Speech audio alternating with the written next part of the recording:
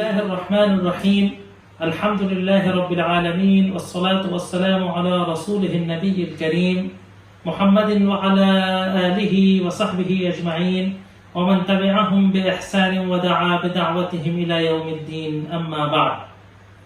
محترم ناظرین، السلام علیکم ورحمۃ اللہ وبرکاتہ. محترم حضرات، سابقہ لیکچر میں گزشتہ نشست کے اندر ہم نے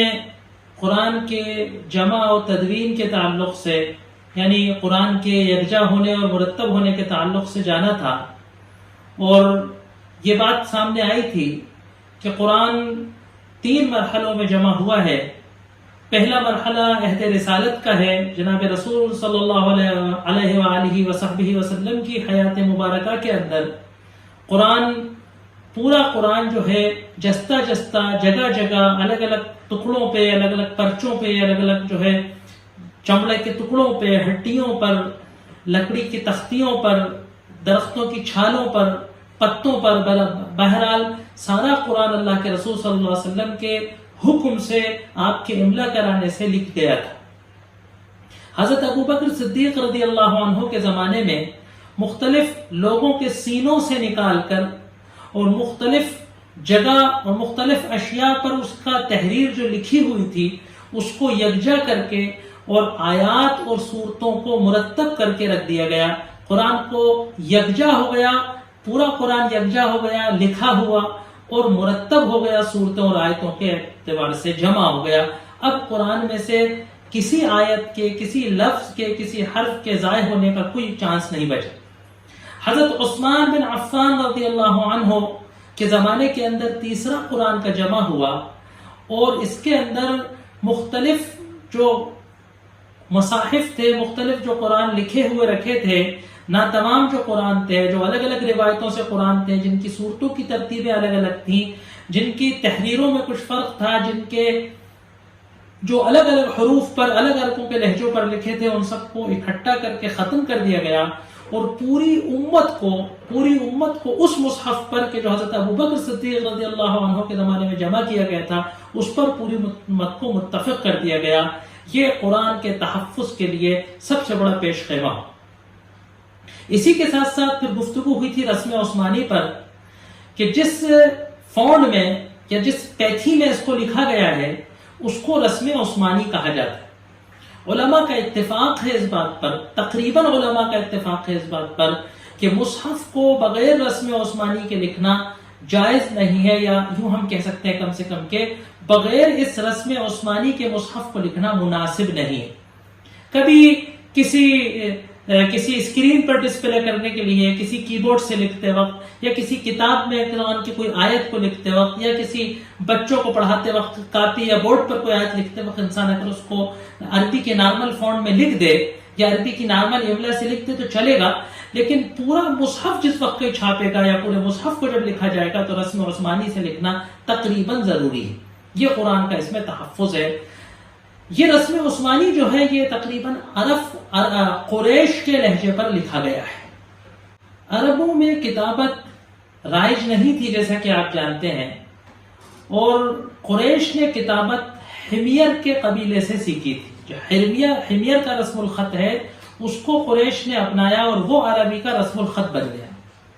لہٰذا کچھ علماء کا یہ کہنا ہے، کچھ محققین کا اور اہل لغت اور اہل زبان دانوں کا یہ کہنا ہے کہ عرب امی ہونے کی وجہ سے قریش والوں نے حمیر سے جو زبان سیکھی اور اس کو جو لکھی تو اس میں کچھ املا کی کسر تھی، اس میں کچھ املا کی چھوٹی موٹی غلطیاں تھیں جو بعد میں اور کتابت کا جب دور آیا تو وہ سدھری. اور قرآن جس زبان میں لکھا گیا ہے اس میں کچھ املا کی خامیاں ہیں، لیکن یہ رسم عثمانی قرآن کا رسم الخط بن گیا ہے. اگر وہ املا میں خامی بھی ہے تو اب قرآن کو ایسا ہی لکھا جائے. حالانکہ دیگر حضرات کا اور ہمارا یہ سوچنا ہے کہ رسم عثمانی کو حمیر سے سیکھے ہوئے خط سے قریش نے جیسے بھی لکھا ہو اس میں املا کی خامی نہیں ہے، بلکہ اس کے اندر کچھ ایسی خوبیاں ہیں، اس کے اندر کچھ ایسی خصوصیات ہیں کہ قرآن کو اسی سے لکھنا مناسب ہے. آگے چل کے جب قرأتوں کا تذکرہ ہوگا، قرأت سبع اور قرأت عشرہ کا تذکرہ ہوگا، تو یہ ایک ایسا انوکھا رسم الخط ہے کہ مختلف جو عربوں کے لہجے تھے وہ بعد میں جو مختلف قراء نے، مختلف تابعین کے زمانے میں جو قراء نے پڑھا اور اللہ کے رسول صلی اللہ علیہ وآلہ وصحبہ وسلم سے جو قرأتیں، جو آیات کا الفاظ کا تلفظ ثابت ہے، وہ اس رسم عثمانی میں ثابت ہوتا ہے۔ جیسے ایک میں مثال دیتا ہوں چھوٹی سی، کہ ایک روایت ہے مالک یوم الدین جو ہم لوگ نماز میں پڑھتے ہیں قالون روایت حفص میں، اور دیگر جو قرأتیں ہیں قالون وغیرہ کی، اس کے اندر آتا ہے ملک یوم الدین۔ اب آپ دیکھیے کہ قرآن کے اندر مالک میم پر مد کے ساتھ لکھا جاتا ہے، نہ کہ الف کے ساتھ، تاکہ ملک والی قرأت بھی غلط نہ ہو اور مالک والی قرأت بھی غلط نہ ہو۔ تو یہ جو رسم عثمانی ہے، یہ جو فونٹ اور کیتھی ہے قرآن کی، یہ جو ہے یہ قرآن کی خصوصیت ہے، وہ قرآن کو اسی سے ہی لکھنا ضروری ہے۔ اس کے بعد یہ گفتگو ہوئی تھی کہ بعد میں قرآن میں نقطے لگے، اور جب عجمی حضرات، جب روم و ایران کے حضرات مسلمان ہو گئے اور ان کی نسلیں مسلمان ہو گئیں، اور وہ بغیر زبر زیر کے، بغیر پیش و جزم کے، بغیر نشانات کے قرآن کو غلط ادا کرتے تھے، تو بعد میں دیگر حضرات نے اس میں جو ہے زبر زیر لگائے۔ پھر اس سے پہلے اس میں آیتوں کے نشانات لگائے گئے تھے، کیونکہ آیتیں توقیفی تھیں، اللہ کے رسول صلی اللہ علیہ وسلم نے فرمائی تھی، تو آیتیں جو ہے وہ رسم عثمانی میں موجود تھیں، اس طریقے سے نمبر ڈلی ہوئی نہیں تھی، اس میں کچھ نشانات تھے۔ تو تھوڑے تھوڑے قرآن میں ڈیولپمنٹ ہوئے ہیں، اور اس سے پہلے رکوع اور پاروں کے تعلق سے گفتگو، اس سے پہلے تقسیم قرآن کے تعلق سے جب گفتگو ہوئی تھی، جب یہ بات سامنے آئی تھی۔ اب اگلی بات جو تذکرہ کرنی تھی، جو ابھی رسم عثمانی کے تعلق سے بات آئی تھی، کہ احرف سبعہ، ایک روایت آتی ہے کہ حضرت عمر بن خطاب رضی اللہ عنہ فرماتے ہیں کہ اللہ کے رسول صلی اللہ علیہ وآلہ وصحبہ وسلم نے فرمایا کہ نزل القرآن علی 7 احرف، کہ قرآن 7 حرفوں میں، یا قرآن 7 لہجوں میں، یا قرآن 7 عرب کے اسلوبوں میں نازل ہوا ہے۔ اس سلسلے میں شارحین کی 2 رائے ہیں۔ ایک رائے تو یہ ہے کہ پورا قرآن عربوں کے جو 7 لہجے تھے، مشہور قبائل کے جو لہجے تھے، جیسے قریش کا لہجہ، تمیم کا لہجہ، مضر کا لہجہ، بنی اسد کا لہجہ، بکر کا لہجہ، تو یہ جو عربوں کے لہجے تھے، اور یہ لہجے ٹھیک ایسے ہی تھے کہ جیسے ہم لوگ اردو بولتے ہیں، لیکن یو پی کا آدمی، مشرقی یو پی کا آدمی، بہار کا آدمی الگ لہجے میں بولتا ہے، دہلی کا آدمی الگ لہجے میں بولتا ہے، مدھیہ پردیش کا، بھوپال کا آدمی الگ لہجے میں بولتا ہے، حیدرآباد کا اور ساؤتھ کا آدمی الگ لہجے میں بولتا ہے، وہ جو ہے قاف کو خے جیسا تلفظ کرتے ہیں۔ اب کبھی لہجہ اتنا بدل جائے کہ کوئی لکھنے والا خے سے لکھ بھی دے تو آپ کہیں گے بھئی یہ تو لفظ ہی بدل گیا۔ تو اس طریقے سے عرب میں جو عربی زبان تھی اس کے لہجے تھے، اس کے جو ہے ٹون تھے، تو عرب بولتے تھے۔ تو قرآن کے اندر، پورے قرآن میں عرب کے ان 7 جو مشہور معروف لہجے تھے، جو فصاحت و بلاغت میں جن کو معیاری مانا جاتا تھا، انہی میں سے کسی نہ کسی ایک لہجے پر قرآن کی ہر آیت نازل ہوئی ہے۔ یعنی زیادہ تر قرآن جو ہے وہ قریش کے لہجے پر ہے، اور کہیں اور دیگر لہجوں کا بھی استعمال کیا گیا ہے۔ جیسے ایک مثال دوں میں آپ کو چھوٹی سی، کہ قرآن میں آیت آتا ہے وَلَقَدْ يَسَّرْنَا الْقُرْآنَ لِلذِّكْرِ فَهَلْ مِن مُدَّكِرٍ، تو یہ عربوں کا ایک لہجہ تھا کہ وہ زال کو دال تلفظ کرتے تھے۔ آج بھی آپ جو حضرات عرب ممالک جاتے ہیں تو اس طریقے کی باتوں کو دیکھتے ہوں۔ کچھ حضرات عرب جو ہے وہ سا کا تلفظ تا کرتے ہیں، توب کہتے ہیں، توب کے بجائے توب کہتے ہیں۔ استاذ دال سے ہے لیکن استاد کہتے ہیں۔ تو اسی طریقے سے قرآن نے اس لہجے کو اپناتے ہوئے کہا کہ من مدکر، ہے نا۔ سورہ یوسف میں آیا وَذَّكَرَ بَعْدَ أُمَّةٍ، حالانکہ حقیقی لفظ ہے وَذَّكَرَ، ذکر، یاد آنا، کہ اس کو ایک مدت کے بعد یاد آئی۔ اسی طریقے سے بعض عرب کے لہجے وہ میم کو با کا تلفظ نکالتے تھے، تو قرآن نے اس لہجے کو اپناتے ہوئے آیت نازل کی کہ الذی ببکۃ مبارکا، مکے کے بجائے وہ لفظ بکہ استعمال کیا۔ حالانکہ دیگر علماء نے پھر اور بھی کچھ تشریحات کی ہیں لفظ بکہ وغیرہ کی اس طریقے کے لہجے. دوسرا قول جو زیادہ مشہور و معروف ہے اور جو زیادہ قرین قیاس ہے اور جو دیگر روایات سے میل کھاتا ہے، اس کا مطلب یہ ہے کہ قرآن جب اترا تو 7 عربوں کے لہجے میں اترا، کہ جس قبیلے کے لوگ جب اسلام قبول کریں تو وہ جس بھی لہجے میں چاہیں، تمیم کے لوگ اپنے لہجے میں، بنی اسد کے لوگ اپنے لہجے میں، قریش کے لوگ اپنے لہجے میں قرآن کو پڑھ سکتے ہیں. سب سے کہا جاتا ہے کہ نہیں تم ابھی ہی اس کو قریش کے لہجے پر پڑھو، تو سب کے لیے دشواری ہوتی، ان کی زبان سے وہ حروف، وہ الفاظ صحیح مخارج سے نکلتے نہیں. ان کو قرآن کو اخذ کرنے میں، قرآن کو یاد کرنے میں، قرآن کی دعوت کو قبول کرنے میں، قرآن کی دعوت کو آگے بڑھانے میں، قرآن کی ترویج اور اشاعت میں انہیں دقت ہوتی. تو یہ ابتدائی اسلام میں ایک سہولت دی گئی تھی کہ انزل القرآن علی 7 احرف، جس بھی حرف میں پڑھو گے قرآن صحیح ہو. اس میں اور روایت بھی آتی ہے کہ ایک بار حضرت عمر بن خطاب رضی اللہ عنہ اور ایک دیگر صحابی میں اختلاف ہو گیا، تو جھگڑا ہو گیا. انہوں نے کہا تم غلط پڑھ لو،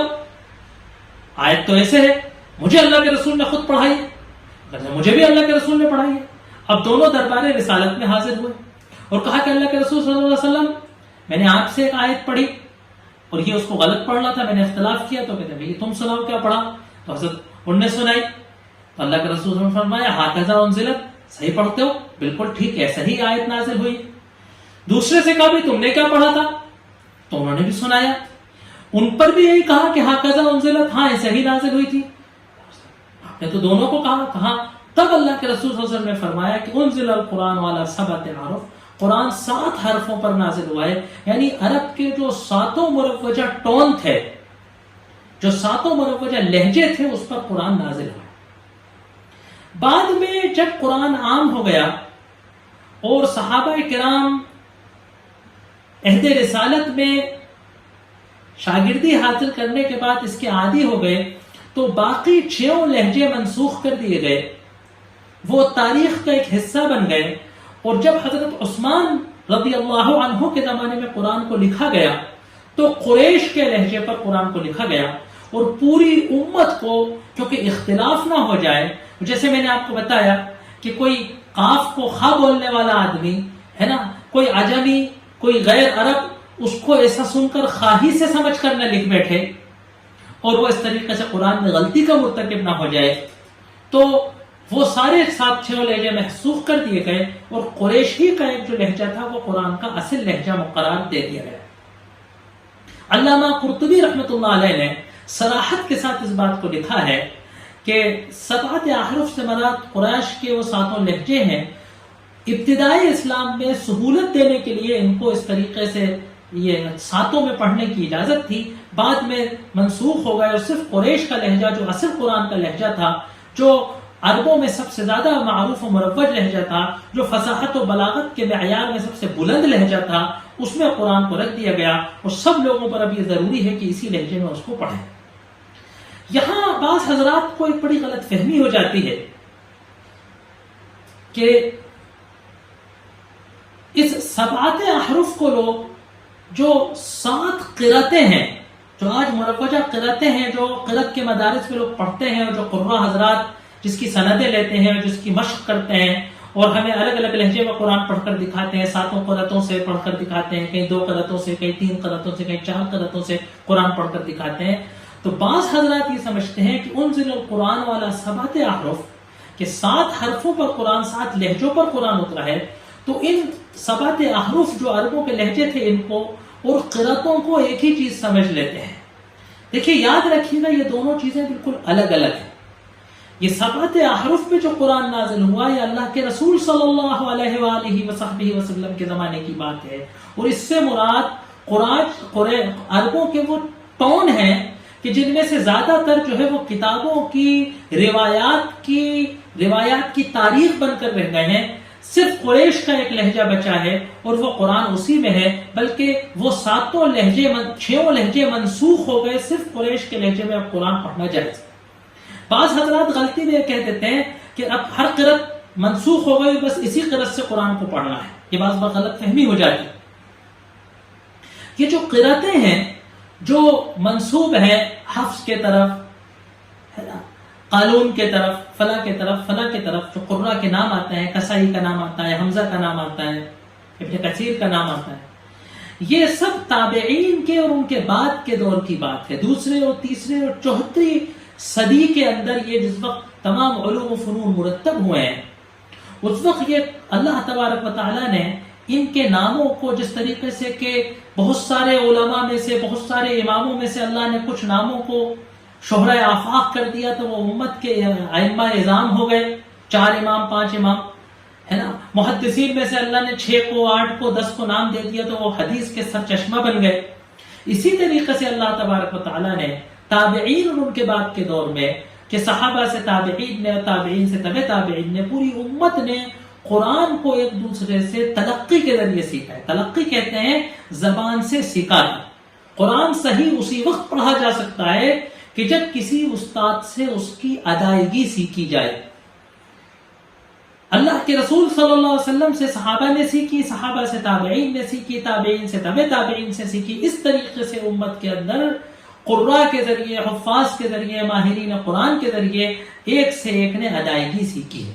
اسی تعلیم و تعلم کے سلسلے کے بیچ میں یہ مشہور شہرۂ آفاق 4 قراء نکلے ہیں کہ جن کے طرف تمام لوگ اپنی فن قرأت کے سیکھنے کو منسوب کرتے ہیں. یہ بالکل ایسا ہی ہے جیسے امام ابو حنیفہ ہیں، امام شافعی ہیں، امام احمد بن حنبل ہیں، ہے نا. یہ ایسا ہی ہے کہ جیسے نحو کے اندر بڑے بڑے ائمہ ہیں، یہ ایسا ہی ہے کہ جیسے تاریخ کے اندر اور حدیث کے اندر ائمہ ہیں، تفسیر کے اندر بڑے بڑے امام ہیں.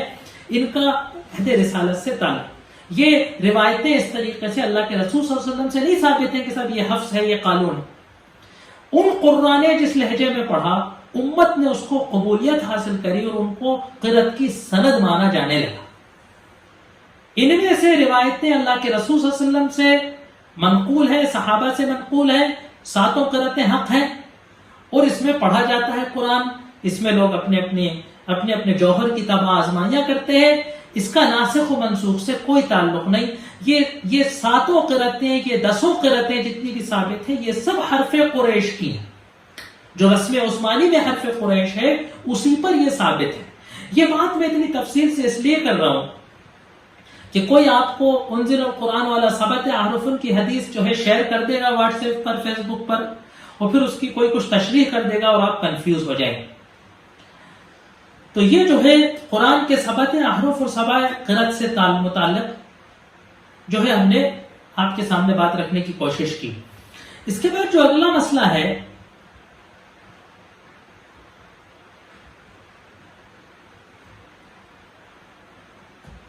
کہ قرآن اللہ تبارک و تعالیٰ کا کلام ہے اور قرآن اللہ کا کلام ثابت کیسے ہوا کہ اس نے چیلنج کیا. سیرت میں جب کبھی تفسیر سے گفتگو ہوگی سیرت کے تعلق سے، یا ابھی تفسیر میں بھی یہ بات جگہ جگہ آتی ہے، مکی قرآن میں خاص طور سے، کہ ہر نبی کی نبوت کو ثابت کرنے کے لیے اللہ تبارک و تعالیٰ اس کو اپنی نبوت کی حقانیت کو ثابت کرنے کے لیے کوئی معجزہ عطا کرتا ہے. حضرت موسیٰ کو عصا دیا گیا، حضرت عیسیٰ کو مسیحائی دی گئی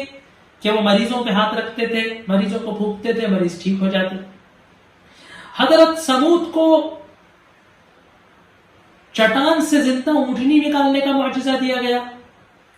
اگر ان معجزات پر آپ غور کریں گے، یہ فزیکل معجزات ہیں، حسی معجزات ہیں، اشیاء پر مبنی معجزات ہیں، اگر آپ ان پر غور کریں گے تو آپ کو بس سمجھ آئے گی کہ ہر نبی کو وہ معجزہ دیا گیا، اس علم سے جڑا معجزہ دیا گیا کہ جو علم اس کی بعثت کے وقت پہ سر چڑھ کر جس کا جادو بولتا تھا. حضرت موسیٰ کے زمانے میں جادوگری سب سے بڑا علم تھا، تو آپ کو ایسا معجزہ دیا گیا کہ جو جادوگری کے میدان میں سب سے آگے تھا اور اس نے جادوگروں کو بے بس کر دیا. جادوگروں نے آپ کے معجزے کی معجزیت کو مان لیا کہ یہ علم سحر سے نہیں ہوا ہے، یہ اللہ تبارک و تعالیٰ کی طرف سے ہوا ہے. اسی طریقے سے حضرت عیسیٰ جب تشریف لائے دنیا میں تو علم طب کا بول بالا تھا. افلاطون اور ارسطو کے بعد کا زمانہ تھا، حکمت اور علم طب کا بول بالا تھا. تو آپ کو وہ معجزہ دیا گیا کہ جس میں آج تک میڈیکل سائنسز، جس سے جس سے عاجز ہے کہ کوئی مر جائے باقاعدہ کسی کی جو ہے وہ مینٹل اور ہارٹ ہے نا اس کی ڈیتھ ثابت ہو جائے، دفن کر دیا جائے اور اس کے بعد اس کو زندہ کر دیا جائے، آج تک میڈیکل سائنس یہ نہیں کر سکتا۔ حضرت عیسیٰ کو یہ معجزہ دیا گیا۔ حضرت سمود کے زمانے میں سنگ تراشی تھی، جس طریقے سے ہمارے یہاں جو ہے کئی گفائیں ہیں، اریلا اجنتا وغیرہ ہے، ارولا ہے، اجنتا ہے، اس طریقے سے جو ہمارے یہاں جس طریقے کا آرٹس ہے، اسی سے ملتا جلتا وادی القریٰ کے اندر سمود کی بستیاں تھیں، ان کی گفائیں تھیں، وہاں نقش و نگار تھے۔ تو حضرت صالح علیہ السلام کو جو معجزہ دیا گیا قوم سمود کو، وہ کہ چٹان سے زندہ اونٹنی نکل گئی گوشت خون والی، تو کوئی بڑے سے بڑا سنگ تراش یہ نہیں کر سکا کہ کوئی چٹان سے اونٹنی تراشے ایسی کہ جو زندہ اونٹنی ہو، چلتی ہو، بولتی ہو، کھاتی ہو، دودھ دیتی ہو، بچہ جنتی ہو، اس کو ذبح کر دے تو مر جائے، ایسی اونٹنی کوئی نہیں بنا سکا۔ تو یہ معجزہ تھا۔ سرور کائنات محمد صلی اللہ علیہ وسلم جس وقت دنیا میں تشریف لائے تو اس وقت عربوں کی سرزمین پر فصاحت و بلاغت سب سے جادو، سروں پر جس علم کا سب سے بڑا جادو تھا، جس کی سحاری تھی، وہ تھا کہ فصاحت و بلاغت کا علم، زبان دانی کا علم، خطابت کا اور شاعری کا علم۔ تو آپ کو فصاحت و بلاغت کے میدان میں ایک ایسا کلام دیا گیا کہ جس نے عرب کے تمام فصحا کو، بلغا کو، خطبا کو، شعراء کو، زبان دانوں کو شزدر و بے بس کر دیا، وہ اس کا مقابلہ نہیں کر سکتا۔ تو قرآن اللہ کے رسول صلی اللہ علیہ وسلم کا اثبات نبوت کا معجزہ ہے۔ جب اللہ کے رسول صلی اللہ علیہ وسلم کے معجزات کے تعلق سے گفتگو ہوتی ہے تو دونوں طرف بڑا غلو ہو جاتا ہے۔ کچھ حضرات یہ ثابت کرنا چاہتے ہیں کہ آپ کے اوپر قرآن کے علاوہ نبی کریم صلی اللہ علیہ وسلم کو کوئی معجزہ نہیں دیا گیا، اور بعض حضرات ایک معجزات کا تانتا باندھ دیتے ہیں۔ سمجھنے کی بات یہ ہے کہ جس وقت ہمارے مفسرین، جس وقت ہمارے علماء یہ کہتے ہیں کہ آپ کا معجزہ وحید، آپ کا معجزہ قرآن ہے، اس وقت مطلب یہ ہوتا ہے کہ وہ معجزہ کے جو کفار کو چیلنج کے طور پر پیش کیا گیا تھا کہ میں نبی ہوں، یہ ہمارا بندہ نبی ہے، اور اس کے نبی ہونے کی دلیل یہ ہے، اس کے نبی ہونے کا چیلنج یہ ہے کہ یہ کلام وہ تمہارے سامنے پیش کر رہا ہے۔ اگر تمہیں ایسا لگتا ہے کہ یہ کلام انسان کا کلام ہے، اگر تمہیں ایسا لگتا ہے کہ یہ کلام ان نے خود ایجاد کر لیا ہے، خود گڑھ لیا ہے، خود بنا لیا ہے، تو تم اس جیسا ایک کلام پیش کر دو۔ تم تو فصحا اور بلغا ہو، سب مل کر اس جیسا ایک کلام پیش کر دو تو یہ ثابت ہو جائے گا کہ سب یہ کلام انسان بنا سکتا ہے۔ اور اگر تم ایسا نہیں کرتے تو اس کا مطلب یہ اللہ کی وحی ہے اور تمہیں اس پر ایمان لانا ضروری ہے۔ اس کے علاوہ یہ ثابت کرنے کے لیے کہ سرور کائنات محمد صلی اللہ علیہ وسلم اللہ کے نبی ہیں اور ان کے اوپر تائید غیبی ہے، تو بے شمار معجزات آپ پر آئے۔ خارق عادت چیز کو معجزہ کہا جاتا ہے کہ جو کائناتی نظام ہے دنیا کا، کہ تھوڑے سے کھانے کو 4 روٹی کو 2-3 آدمی ہی کھائیں گے، لیکن اس کو پورا لشکر کھا لے، ذرا سے اتنے سے آٹے کو پورا 1400 آدمی کا، 3000 آدمی کا لشکر کھا لے، ہے نا۔ ایک تشلے کے اندر آپ ہاتھ رکھ دیں اور اس سے پورا لشکر وضو فرما لے، ہے نا۔ ذرا سے کھانے کو سب لوگ کھا لے، ہے نا۔ آپ مدینے میں بیٹھے ہوئے ہیں، مکے کے اندر کوئی شخص مکے سے آتا ہے اور آپ کہتے ہیں کہ بتاؤ تم فلاں دن بیٹھے دل میں کیا سوچ رہے تھے، تم کیا ایسا نہیں سوچ رہے تھے؟ تو یہ جو اللہ تبارک و تعالیٰ کی طرف سے آپ کی تائیدات ہے، یہ جو آپ کے ہاتھوں پر جو کرامات و معجزات نکلے ہیں، بے شمار ہیں۔ صحیح روایتوں کے اندر، ہے نا، معتبر و مستند روایتوں کے اندر ایسے معجزات، ایسی کرامات، ایسے نبی کریم صلی اللہ علیہ وسلم کے فضائل اتنے موجود ہیں کہ سیرت نگار کو، سیرت گوہ کو ضعیف و موضوع اقوال کی ضرورت ہی نہیں۔ ہم لوگ بلا وجہ گپوں سے کام لیتے۔ صحیح روایات میں اتنے دلکش واقعات موجود ہیں، انسان کے دل کو متاثر کرنے کے لیے، اس کے قلب کو نرم کرنے کے لیے، اس کی روحانیت کو بھڑکانے کے لیے صحیح روایات میں اتنی چیزیں موجود ہیں کہ مجھے نہیں لگتا کہ وہ آج کو، ہے نا، مقررین کو، سیرت نگاروں کو، قصہ گوہوں کو ضعیف و موضوع چیزوں کا سہارا لینا چاہیے۔ تو قرآن اللہ کے رسول صلی اللہ علیہ وسلم کا معجزہ اس طرح سے ہے کہ وہ آپ کی نبوت کو ثابت کر لے گی. دوسری ایک مصلحت یہ ہے کہ اکثر یہ سوال پوچھا جاتا ہے کہ آپ کو حسی معجزہ کیوں نہیں دیا گیا سورہ انعام کے اندر، اور اگر ہم پڑھیں گے سورہ یونس کے اندر، اس طریقے کی صورتوں کے اندر بڑا عجیب و غریب نظارہ ہے. سورہ اسراء کے اندر کہ کافر کہہ رہے ہیں کہ بھئی ہم تم سے یہ معجزہ مانگ رہے ہیں، ہم نے تم سے یہ معجزہ مانگا، ہم نے تم سے یہ معجزہ مانگا، اب تم کچھ بھی نہیں کرتے ہو. اور اللہ کے رسول فرماتے ہیں کہ بھئی یہ معجزات لانا میرے بس کی بات نہیں ہے، تو اللہ تبارک و تعالیٰ کا اختیار ہے. تو کبھی کبھی پڑھنے والے کو ایسا لگتا ہے کہ کم سے کم اللہ تبارک و تعالیٰ کفار کے مطالبوں میں سے کچھ کو پورا کر دیتے، کم سے کم مشرکین کا منہ تو بند ہو جاتا. تو اس کے بارے میں علماء نے صراحت سے لکھا ہے. یہ بات تو انشاءاللہ تفسیر کے دوران آئے گی، لیکن اب بات چھڑ گئی تو میں کہہ رہا ہوں کہ اس کے بارے میں علماء نے اصل میں لکھا کہ اس کی 2-3 وجہ ہے. پہلی وجہ تو یہ کہ اللہ کے رسول صلی اللہ علیہ وسلم قیامت تک کے لیے نبی بنا کر بھیجے گئے، تو آپ کا معجزہ ایسا ہونا چاہیے تھا جو قیامت تک چلے. اگر آپ صفا کے پہاڑ کو سونا بنا دیتے، اگر آپ مکے کے ارد گرد کی زمین کو زرخیز بنا کر اس میں باغات نکال دیتے، تو یہ معجزہ صرف قریش کے لوگ دیکھتے.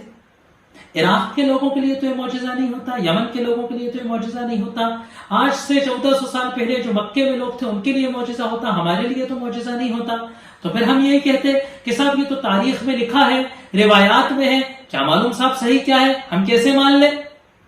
تو ہمارے پاس معجزہ قرآن ہے، یہ اللہ کے رسول صلی اللہ علیہ وسلم کا خالد قیامت تک رہنے والا معجزہ ہے. اب اعجاز قرآن کا مطلب کیا ہے؟ قرآن قائم معجزہ ہے. کن پہلوؤں سے قرآن کا؟ دیکھیے اعجاز قرآن یہ تو ایک ایسا وسیع موضوع ہے کہ اس پر اگر گھنٹوں گفتگو کی جائے تو کم ہے. اس پر اگر سینکڑوں صفحات کی کتابیں علماء نے سینکڑوں صفحات کو سیاہ کیا ہے اعجاز قرآن کے نکات کو اور اعجاز قرآن کی باریکیوں کو بیان کرنے میں. ہم صرف موٹے طور پر آپ کے طرف آپ سے کچھ اشارے کر دیں گے جس سے آپ کو اعجاز قرآن کا مفہوم سمجھ آ جائے کہ اعجاز قرآن کہتے کسے. دیکھیے سب سے پہلے تو قرآن معجزہ ہے عربی دانی کے اندر، کہ سب سے پہلے اس نے عرب کے لوگوں کو مخاطب کیا اور ان کو یہ کہا کہ یہ معجزہ ہے.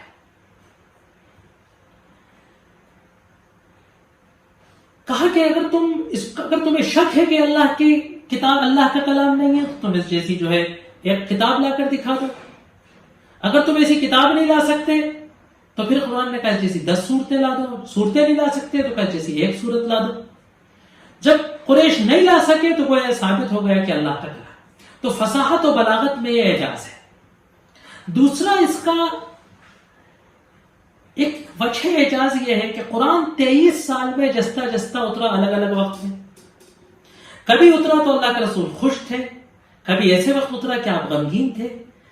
ایک وحی ایسی اتری کہ جب آپ کی عمر 40 سال تھی، ایک وحی ایسی اتری کہ آپ کی عمر 45 سال تھی، 50 سال تھی. آخری وحی ایسی اتری کہ آپ کی عمر 63 سال تھی.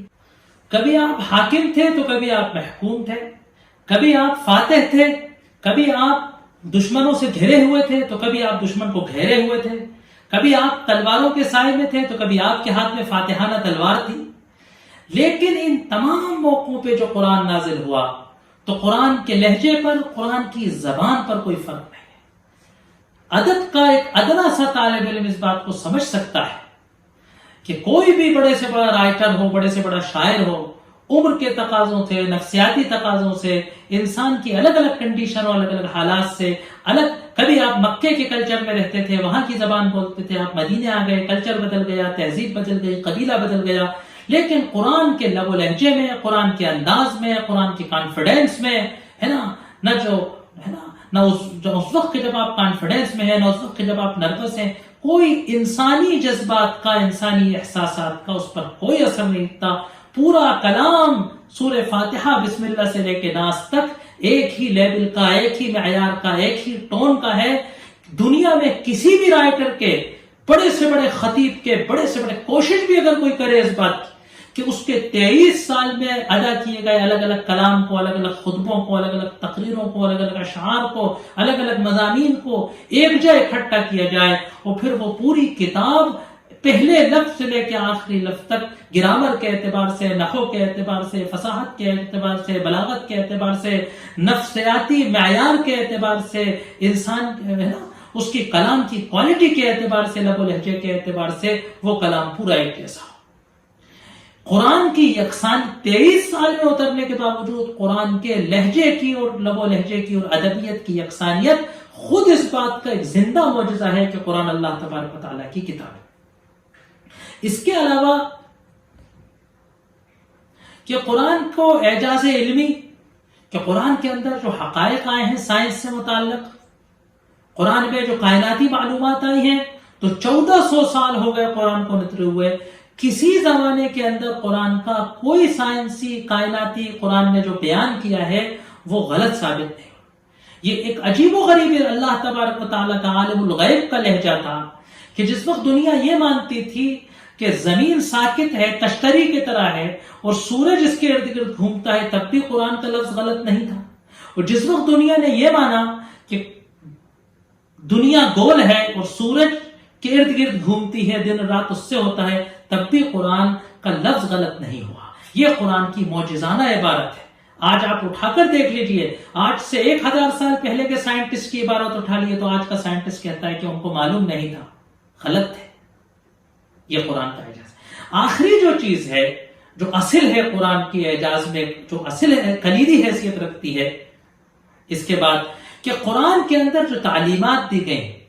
قرآن کے اندر جو قانون پیش کیا گیا ہے، قرآن کے اندر جو شریعت پیش کی گئی ہے، وہ دنیا کے ہر معاشرے کے اندر، دنیا کے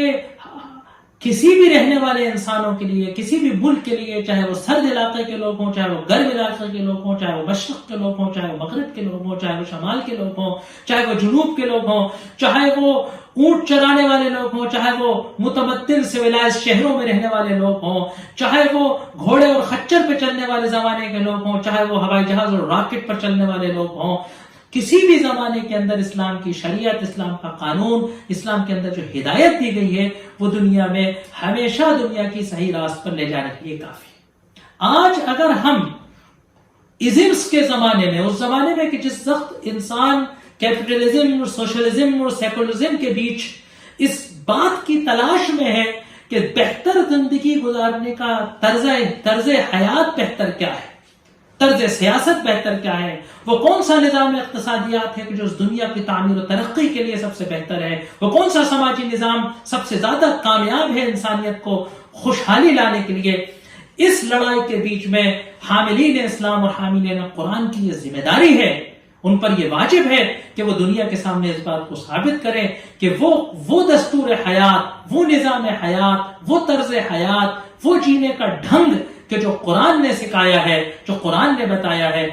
انسان کی سائیکولوجی کو اگر دیکھا جائے، انسان کی اگر ضرورتوں کو دیکھا جائے، اس کی فطرت کو دیکھا جائے، تو قرآن کا لایا ہوا طریقہ، قرآن کا لایا ہوا نظام زندگی، وہ انسانیت کو راحت پہنچانے کے لیے، انسانیت کو خوشی پہنچانے کے لیے، انسان کو سکون پہنچانے کے لیے سب سے کامیاب طریقہ ہے، اور یہی قرآن کا اندر اللہ تبارک و تعالیٰ کی طرف سے ہونے کا معجزہ ہے، کیونکہ یہ نظام اور یہ قانون خالق انسان نے بنایا ہے، تو انسان کے لیے سب سے راحت کا نظام ہو سکتا ہے۔ وآخر دعوانا ان الحمد للہ رب العالمین۔